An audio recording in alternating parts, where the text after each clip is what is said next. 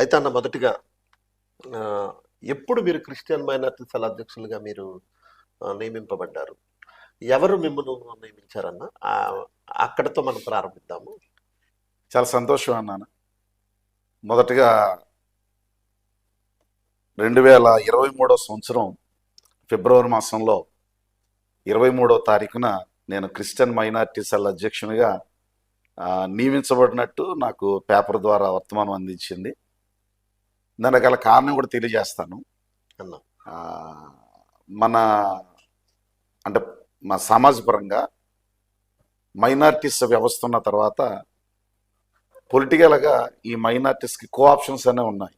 ఉమ్, ఉమ్, ఈ కోఆప్షన్స్ ఉన్నాయన్న ఉద్దేశంతో నేను మన రాష్ట్ర అధ్యక్షులు బిషప్ ప్రతాప్ సిన్హా గారి దగ్గరికి వెళ్ళి మనం సమాజపరంగా మనం కోఆప్షన్స్ ఉన్నాయి కదా, రాజకీయ నాయకులు ఉన్నారు కనుక మన ఎమ్మెల్యేస్ని అలాగే మనకున్న మినిస్టర్స్ని వీళ్ళని కలుసుకుని ఒకసారి ఏమైనా క్రిస్టియన్స్ కూడా ఏమైనా కోఆప్షన్స్లో ఈ మైనార్టీ సంబంధించి ఏర్పాటు చేస్తే బాగుంటుందేమని చెప్పని అడిగి వారితో తెలియపరిచిన తర్వాత మా స్థానిక ఎమ్మెల్యే గారు జక్కంపూడి రాజా గారు, రాజానగరం నియోజకవర్గ ఎమ్మెల్యే గారు, ఓకే. ఆయన దగ్గరికి ఈ కోఆప్షన్స్ వేస్తున్నారు.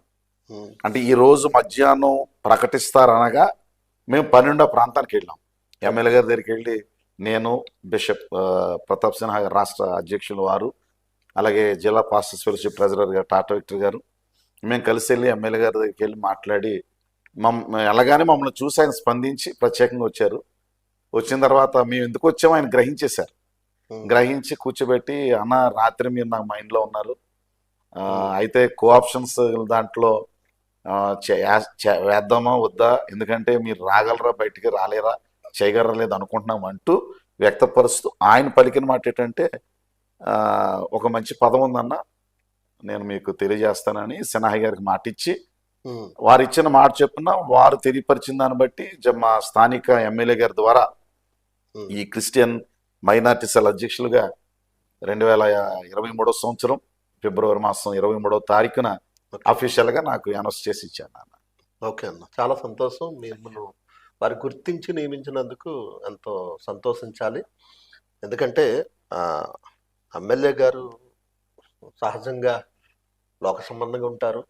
ఆ, ఒక క్రైస్తవుల పక్షంగా ఒక క్రైస్తవ సేవకుని లేదా మంచి నాయకుడిని వారు గుర్తించడం కూడా ఎంతో సంతోషం. అలాగే మిమ్మల్ని వెన్నంటి ఉండి ప్రోత్సహించిన ప్రతాప్ సిన్హా గారికి వారిని బట్టి కూడా మేము ఎంతో సంతోషిస్తున్నాం.